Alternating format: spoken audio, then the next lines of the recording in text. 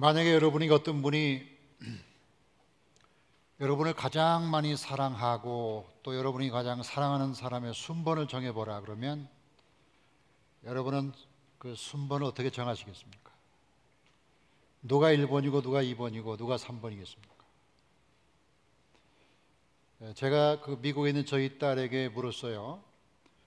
공부 마친 뒤에 네가 가장 너를 격려하고 힘을 준 사람이 누구냐 순번 한번 정해보라고 했더니 1번이 엄마더라고요.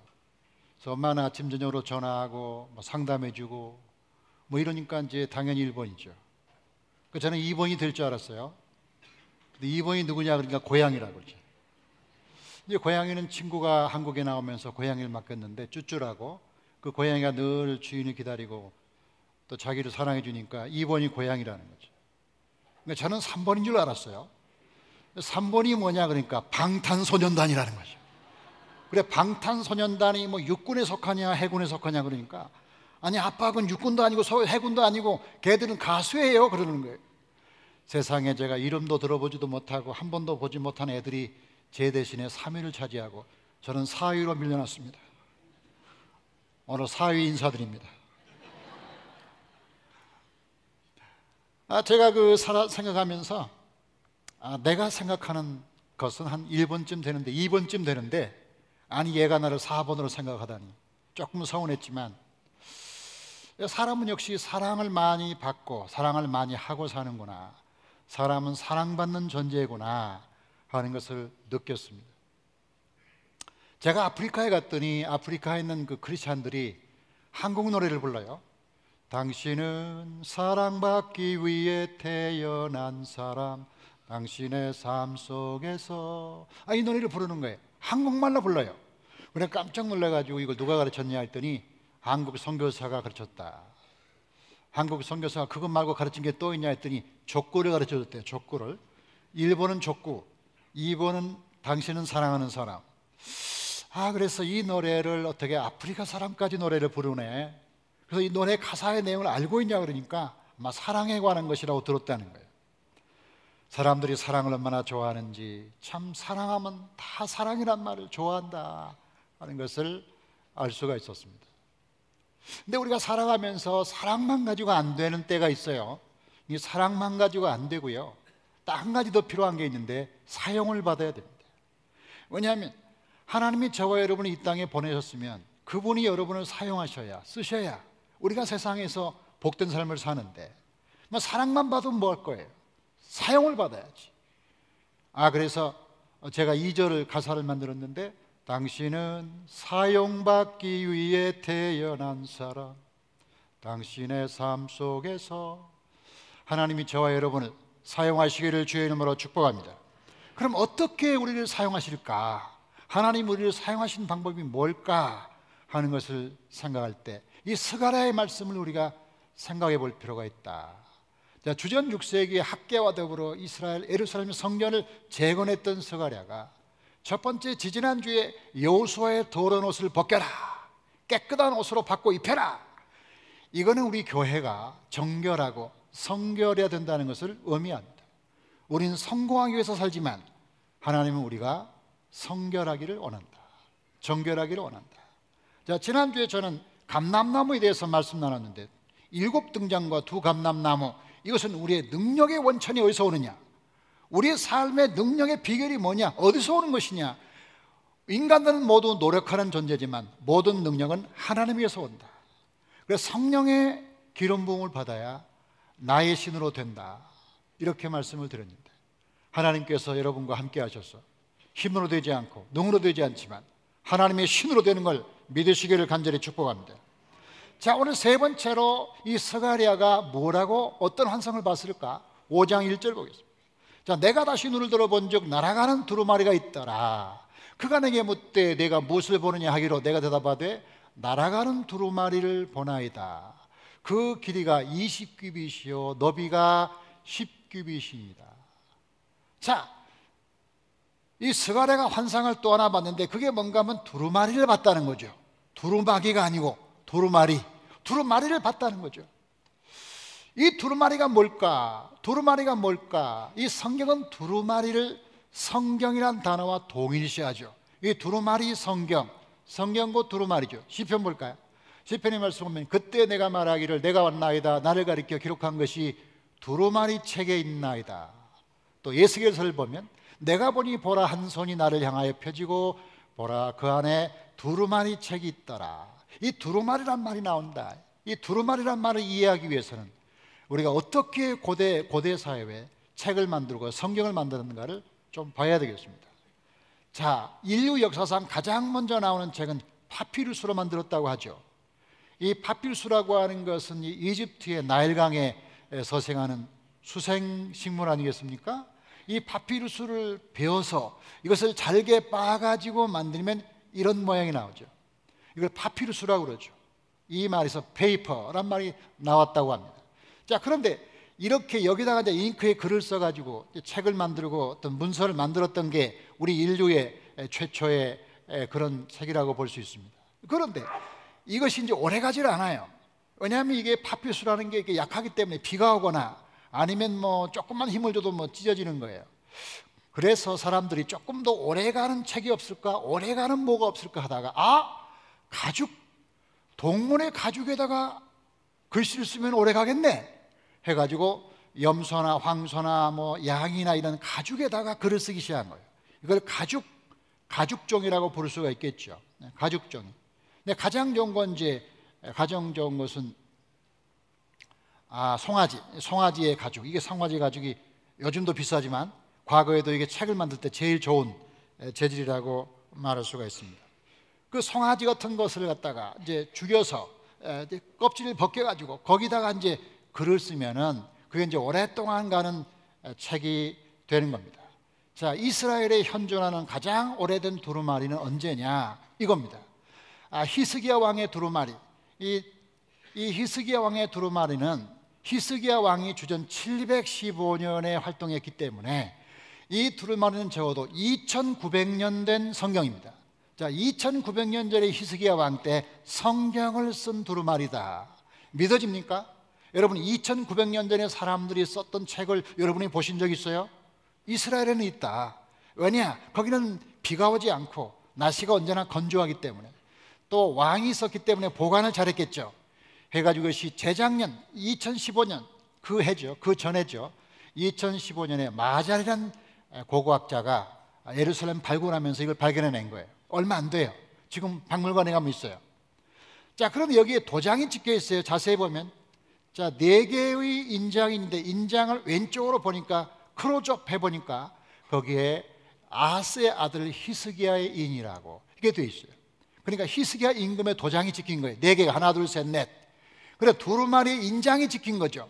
그러니까 왜 인장이 찍혔냐? 저 두루마리는 아무 때나 보는 것이 아무나 보는 게 아니고 하나님의 신비한 계시의 말씀이 있기 때문에 거기 도장을 찍어서 허락받고 읽어라. 왕이 허락할 때만 읽는다 해가지고 그 두루마리에 도장을 찍었죠. 이게 요한계시록에 나오는 말씀이죠. 요한계시록에 보면 이렇게 되어 있죠.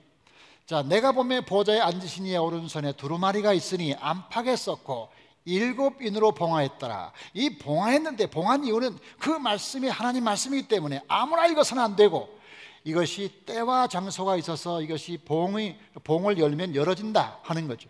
그런데 이 하나님의 거룩한 말씀은 어린 양이신 예수님이 인을 떼어서 성경을 가르쳤다고 요한계시록에서 말하고 있다. 이 말은 모든 성경은 예수님에 관한 말씀이고 모든 성경은 예수님이 깨닫게 하셔야 깨닫고 모든 성경은 예수님이 선포하시고 감동하셔야 이해가 된다는 뜻이에요. 이게 성경이라는 거죠.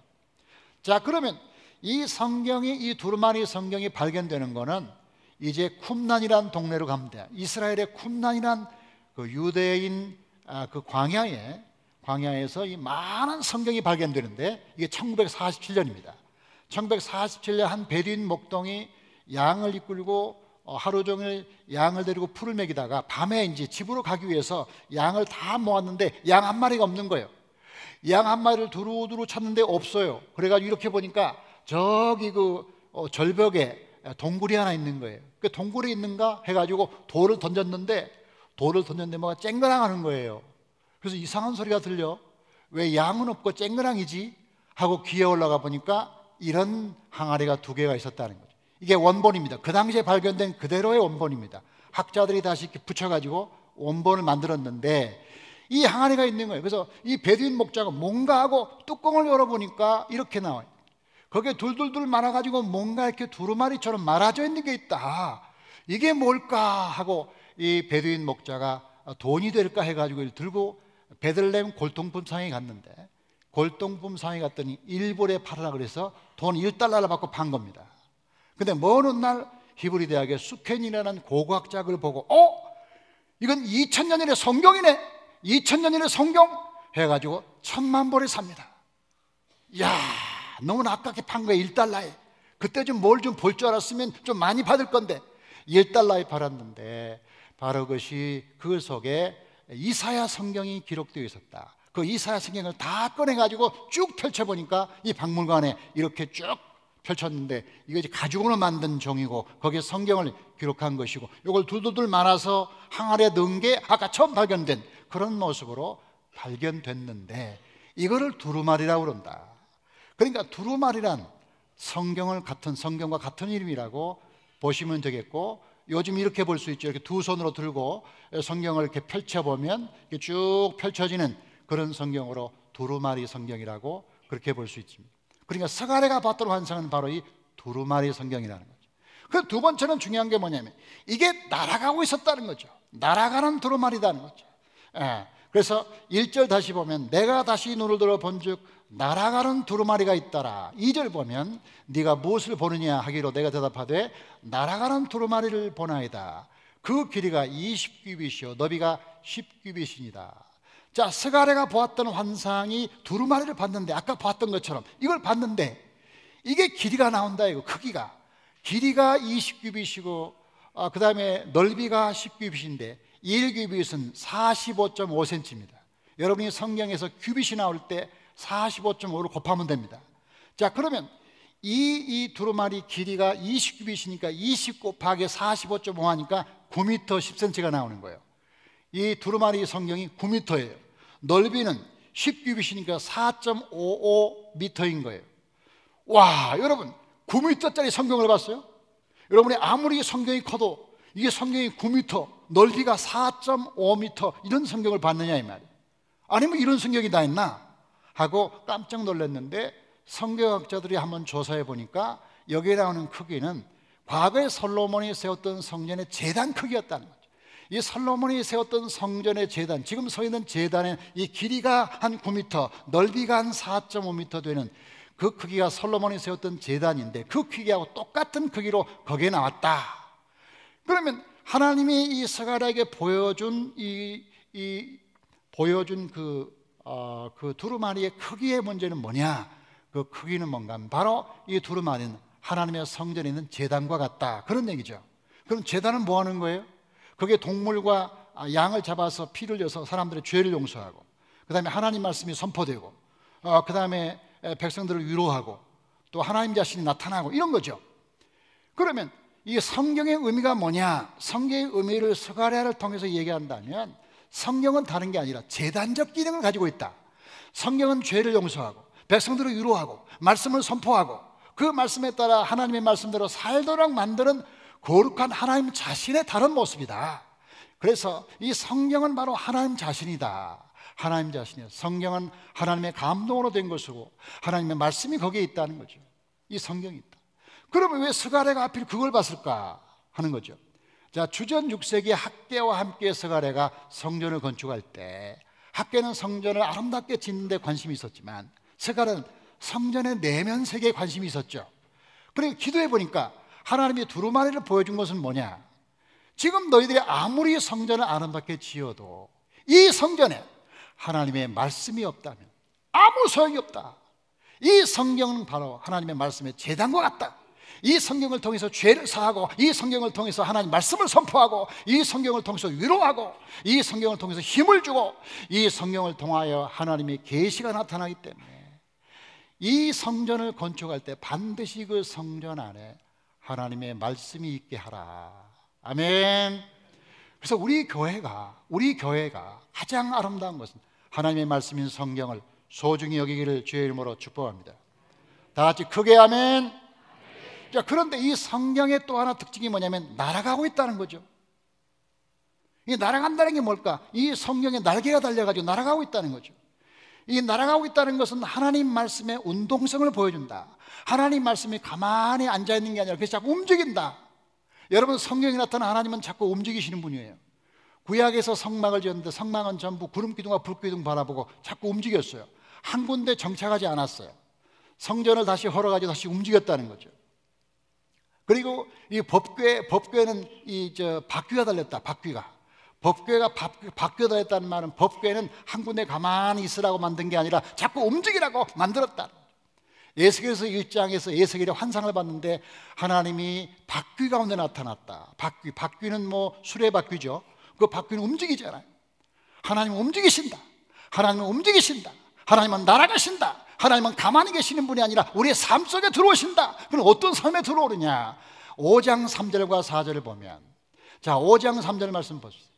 자, 그가 내게 이르되 이는 온 땅에 내리는 저주라. 도둑질하는 자는 그 위쪽 글대로 끊어지고 맹세하는 자는 그 저쪽 글대로 끊어지리라 하니, 만군의 여호와께서 이르시되 내가 이것을 보냈다니 도둑의 집에도 들어가니 내 이름을 가리켜 망령되이 맹세하는 자의 집에도 들어가서 그의 집에 머물며 그 집을 나무와 돌과 아울러 사르리라. 들어가서 머물며 살라요. 그 집에 들어가서 그 집에 머무르며 그 집에 있는 나쁜 것들을 다 살라버린다. 이게 지금 두루마리 성경이 날아가는 방향이라는 거죠. 그럼 여기에 나오는 도둑질하는 자와 거짓말하는 자, 이 대표적으로 두 개의 이름은 인간이 가진 죄성을 말한다.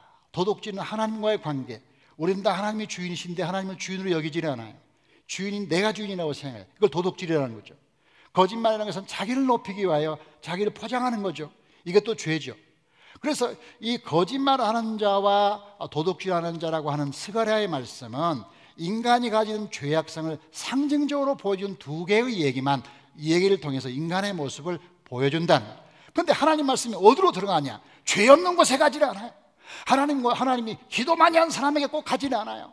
하나님은 도둑질하는 사람과 거짓말하는 사람, 하나님의 이름을 망령되이 일컫는 사람 속에 들어가며 머물며 불사른다. 들어가며 머물며 불사르고, 다 같이 들어가며 머무르며 불사르고. 이 동사의 표현은 하나님 말씀이 얼마나 운동력 있고 살아 움직인다는 걸 보여준다는 거죠. 그래서 히브리서 4장 12절을 보니까 하나님 말씀은 좌우의 날선 검처럼 예리하여 살아있고 활동력이 있어 혼과 영과 관절을 쪼갠다. 이렇게 말하는 것은 하나님 말씀이 그냥 우리 삶을 변화시킨다는 거죠. 우리 삶 속에 들어와서 머무르며 불사르고, 이 세 가지 과정을 통하여 우리 자신의 삶을 변화시키는 것, 이 변화의 능력의 원천, 이게 뭐냐면 하나님 말씀인 두루마리다, 그런 거죠. 그래서 스가랴서에서 이 두루마리 환상을 보는 것은 성전을 재건할 때 성전만 재건하지 말고 이 두루마리가 이 교회에 있어야 된다, 이 성전에 있어야 된다고 하나님이 말씀하시는데, 그것은 스가랴 시대에나 호세아 시대에나 아모스 시대에나 아니면 종교개혁 시대에나 아니면 청교도 시대에나 아니면 우리 한국교회 초창기나 지금이나 어느 시대든지 간에 모든 교회는 살아있고 운동력 있는 말씀이 있어야 될 줄로 믿습니다.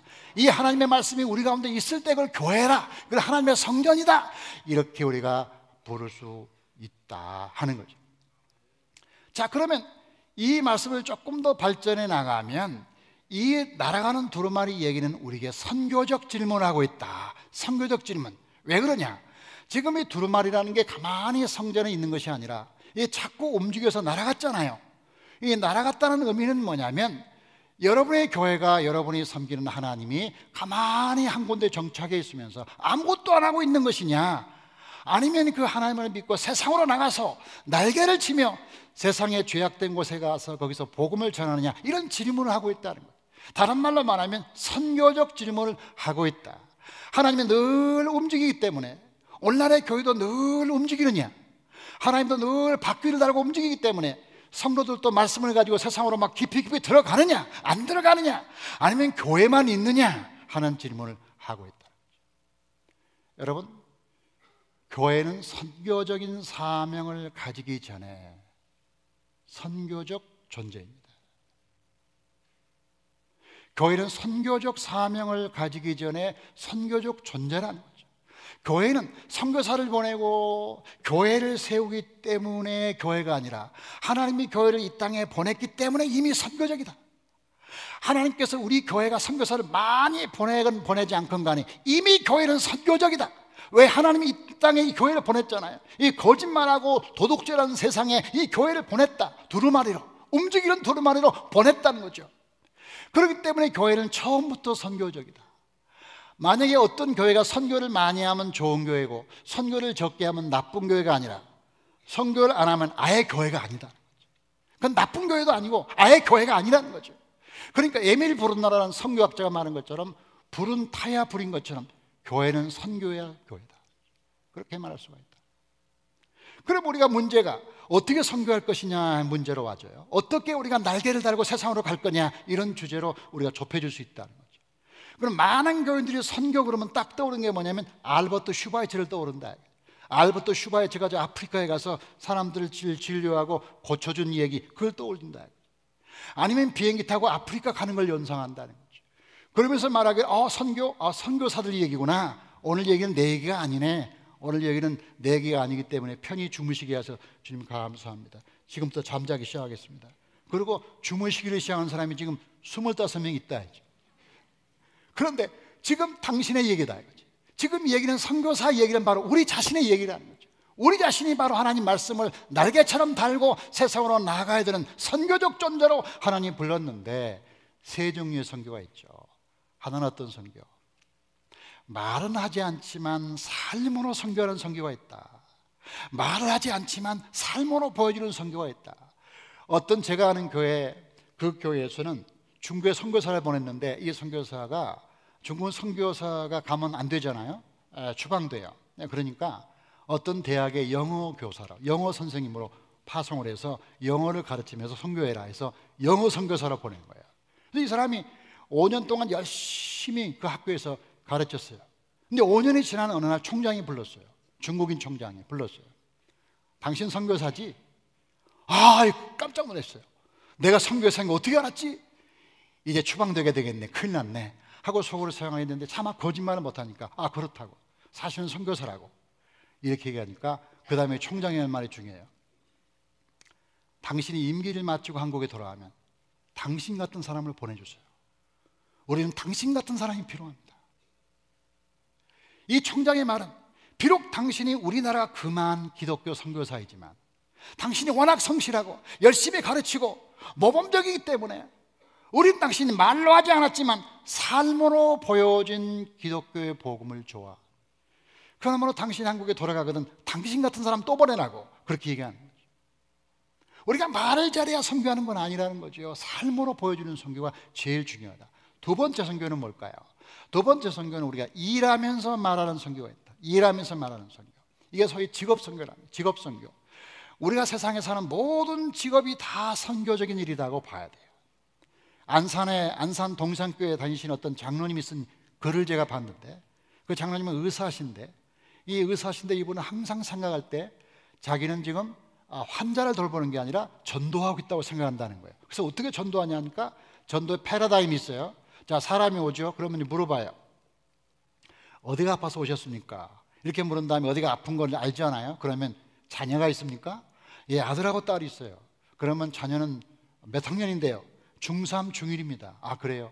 그러면 애들이 뭘 좋아하죠? 하나는 수학을 좋아하고요. 하나는 음악을 좋아해요. 애들은 뭐 하기를 원하죠? 하나는 뭐 교사가 된다고 그러고 하나는 공무원 된다고 그러네요. 그래요? 그러면 아버지께서 두 자녀를 위해서 어떤 일을 하시죠?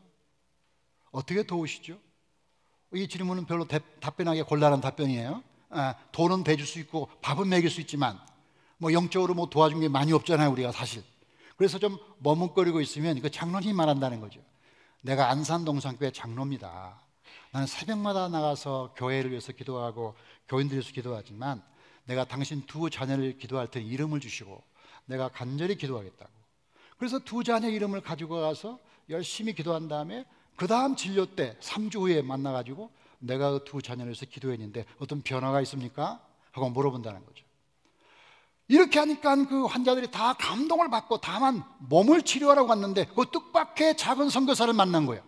아니 거기서 자기 자녀를 위해서 기도해 주는 의사가 있다니 이 각박한 세상에 자기 자식들을 위해서 기도해 준 사람이 있다는 게 얼마나 감사해요. 그래가지고 이 장로님은 하루에 1년에 100가정을 전도하는, 100가정을. 여러분, 전도에 핑계 없어요. 우리가 사는 직장이든 어떤 경우든 다 사람 만나잖아요. 이 사람 만날 때 우리가 선교적 관점으로 만나면 전부 예수 믿을 사람인 거예요.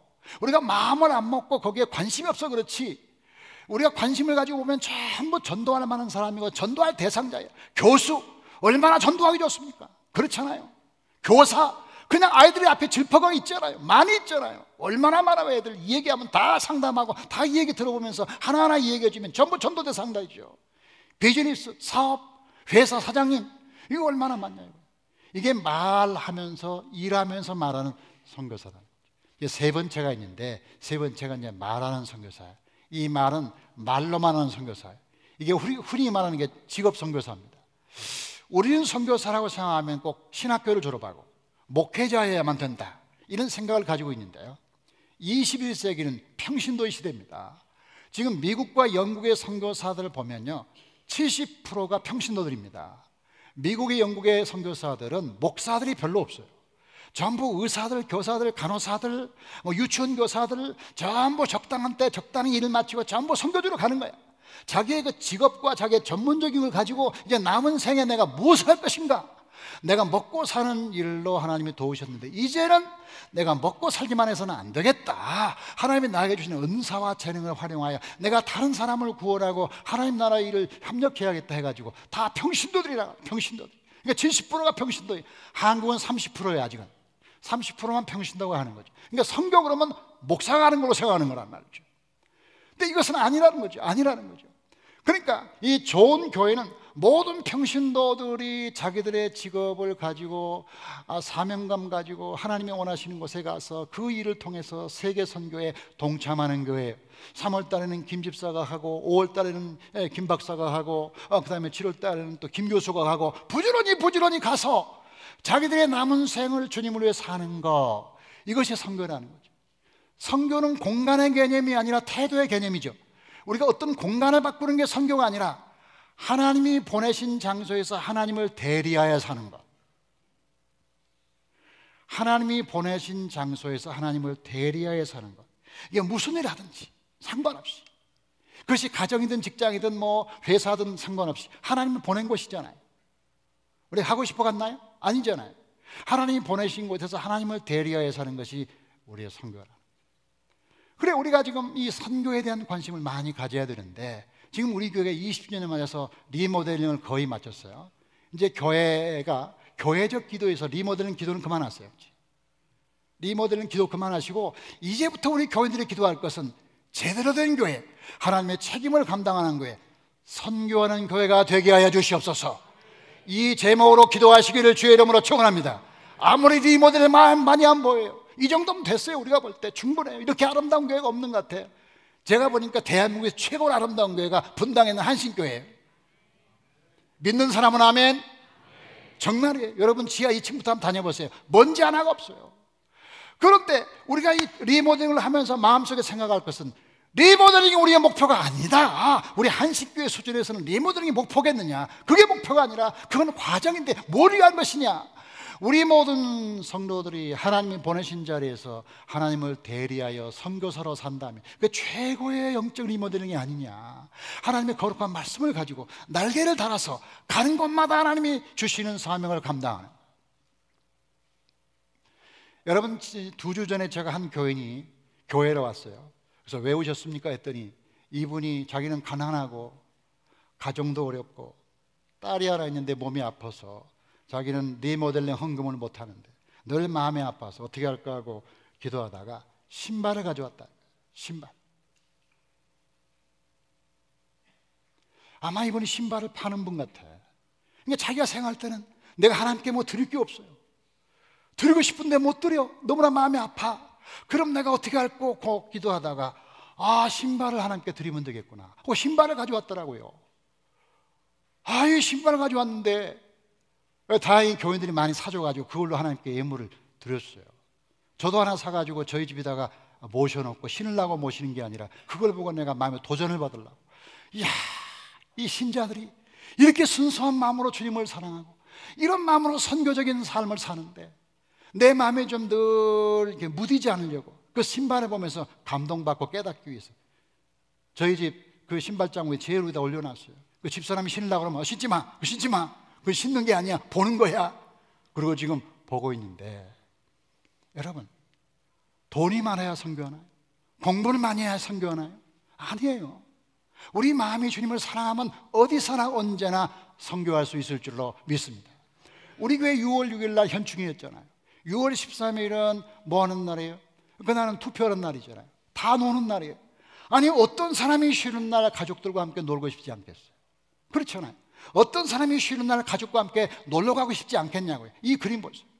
자, 우리 교인들이 쉬는 날 6월 6일 날 6월 13일 남들 다 쉬는 때 우리가 이 날을 이용하여 병원 문 닫고 직장에 문 닫고 선교로 가자 해가지고 애들까지 다 손에 손잡고 이것저것 다 자기 돈 가지고 뭐 사가지고 할머니들 주겠다고 할아버지 주겠다고 다 사가지고 자비로 이렇게 모여서 우리가 쉬고 있었던 그날 이들은 멀리 멀리 가가지고 선교가 왔는데 바로 이것이 선교의 정신이고 우리 한신교회 교인들은 훌륭한 자세를 가지고 있었어요.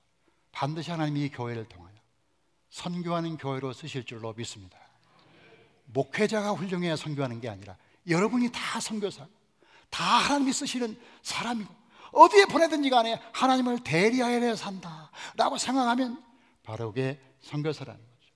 선교의 방법은 다양하지만 우리가 8월 12일 날 20주년을 맞이해서 우리 교회가 선교사 파송하려고 그래요. 선교사 파송은 정말 우리 교회 입장에서 눈물 난 거예요. 그동안에 얼마나 기도 많이 하고 얼마나 노력했는데 누구를 파송할지 저는 모르겠어요. 근데 꼭 목회자에만 된다고 생각하지 않아요. 평신도일수록 더 좋겠다고 싶어요. 그 사람들이 자기의 직업과 자기의 전문적인 지식을 가지고 내가 주님을 선신하겠다는 게 이게 아름답잖아요. 아름답잖아요. 제가 이번에 시카고에 갔잖아요. 시카고에서 어떤 목사님을 만났는데 그 목사님이 시카고에 이 목회지에 와서 목회하기 전에 테네시주에서 목회했다고. 테네시주에 이게 테네시주라는 작은 주에서 아주 시골에서 목회하는데 한국 사람이 많지 않으니까 교회가 크질 않아요. 한 20-30명밖에 안 모이는 작은 교회인데 그래서 교회 건물은 있고 다행히도 그래서 이제 목회를 하는데 마침 그 마을에 공장이 하나 들어왔다는 공장이 근데 공장이 들어왔는데 공장을 흑인들이 많이 일하는 공장이 들어왔다는 거예요. 그러니까 흑인들이 노동자예요. 그 사람들이 와가지고 열심히 일하는 그런 공장에 들어와가지고 이 목사님이 야 드디어 우리가 전도할 때가 왔다.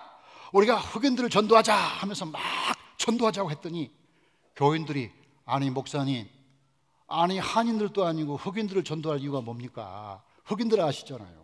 흑인들 교회 오면 지저분해지고 화장실 지저분해지고 아니 왜 흑인들을 전도합니까? 우리가 흑인들을 전도하면 되잖아요 하면 전도를 하는 거야. 아무리 호소해도 말을 듣지 않아. 그래가지고 이 목사님 답답해가지고 교회를 사임했어요. 사임하고 시카고로 왔어요. 10년이 지났어요. 10년이 지난 어느 날 그 테네시 주를 우연히 갈 기회가 있어서 자동차를 몰고 갔는데 엔단에 목회하는 지역을 지나갔어요. 지나가면서 아 여기쯤 교회가 있는데 여기쯤 교회가 있어야 하는데 아니 교회가 없어진 거야. 교회가 없어졌어. 아 여기쯤 있어야 되는데 없는 거야. 아니 어디 갔지? 하고 눈을 비비고 보니까 술집 하나가 있더라 이거야. 근데 술집을 보니까 어디서 많이 보는 집 같아. 아 자세히 보니까 그 술집이 옛날에 교회였어. 옛날에 교회가요 하도 전도 안 하고 하나님 명령대로 안 사니까 교회가 침체해가지고 아니 교회를 팔 수밖에 없어서 술집에 판 거야.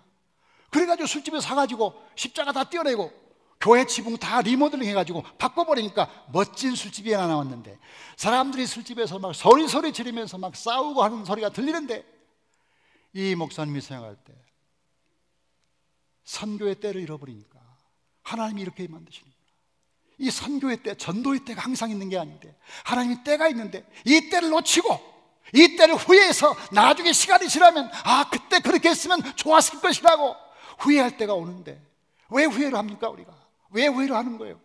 우리가 이 좋은 때, 이 좋은 교회를 리모델링하고 아름다운 교회를 지은 것은 우리가 교회 자체 건물 때문에 지은 게 아니라는 거죠. 여기 하나님의 거룩한 말씀인 두루마리가 선포되고 그 두루마리가 날아가서 우리가 사는 곳마다 하나님의 복음이 전파되는 선교적 사명을 위해서 이 교회가 세워진 줄로 믿습니다. 그 교회를 위해서 우리가 여기에 모여서 예배드리는 것이기 때문에 하나님이 모든 성도에게 이 기회를 잃지 않고 모두가 다 한마음이 되어서 하나님의 선교에 도전하고 매진하기를 주의 이름으로 축원합니다. 하나님 아버지 감사합니다. 거룩한 주일에 하나님께 나와 예배하며 아버지 여호수아의 옷을 깨끗게 하신 주님, 이제 주님을 통하여 우리가 깨끗하고 정결한 교회가 되게 하여 주옵소서. 아버지 일곱 등잔과 감람나무를 보여주신 주님, 우리가 성령의 능력을 힘입어 성령의 기름 부음으로 날마다 하나님의 능력을 체험하게 하여 주시옵소서. 오늘 날아가는 두루마리 환상을 통하여 우리 교회 이것저것이 다 있어도 하나님 말씀이 없다면 교회는 아니라는 사실을 우리는 분명히 인정합니다. 살아있고 운동력 있는 하나님의 말씀을 우리 가운데 선포하여 주시옵소서. 날마다 우리 한신교회에 오면 하나님 말씀을 통하여 도전받고 말씀을 통하여 새로워지고 말씀을 통하여 회복되는 은혜가 있게 하여 주시옵소서. 그러나 다만 그 말씀이 우리 교회 안에만 있는 것이 아니라 그 말씀에 날개를 달아 주시옵소서. 그 말씀에 주께서 거룩한 날개를 달아서 우리 모든 성도들이 사는 곳마다 그 말씀이 날아가게 하시고 선교의 날개를 쫙 펴서 우리가 사는 가정과 직장과 회사와 그리고 남한과 북한과 예루살렘과 온 유대와 사마리아와 땅끝까지 이르러 하나님의 복음을 증거하는 선교하는 교회가 되게 하여 주시옵소서. 주님, 하나님의 말씀이 교회 안에만 있지 말게 하시고 목사님의 말씀이 좋다, 설교가 좋았다, 오늘 설교는 좋았다, 거기서 끝나는 게 아니라 그 말씀에 날개를 달아 세상으로 나가도록 우리 아버지가 축복해 주시옵소서. 하나님 말씀이 우리 가족과 직장과 그리고 세상으로 나가 세상을 변화시키게 도와주시고 20주년을 맞은 우리 교회가 아름다운 리모델링을 완성해 가지만 진정한 교회의 사명은 선교해야만 하나님의 교회가 교회인 줄로 믿사오니 하나님, 우리 모든 성도가 한마음이 되어 선교에 매진하는 선교 지향적인 교회가 되게 하여 주시옵소서. 모든 직업인들은 모든 성도들을 구원받아야 할 영혼으로 보게 하시고 때를 얻든지 못 얻든지 복음을 증거하는 전도자들이 되게 도와주시옵소서. 우리가 세상에서 많은 혜택을 누리고 많은 축복을 받았으니 우리가 먹고 사는 것에 만족하지 말고 우리의 남은 생을, 우리의 전문적인 지식과 삶을 통하여 주님께 드릴 수 있는 많은 평신도 선교사들이 우리 교회에서 나오게 하여 주시옵시며 또 우리 교회를 통하여 훈련된 많은 목회자, 전문 선교사들도 전 세계 퍼져 하나님의 복음을 전할 수 있도록 우리 아버지가 도와주시옵소서. 놀라운 은혜를 감사드리며 우리 주 예수 그리스도 이름으로 기도하옵나이다. 아멘.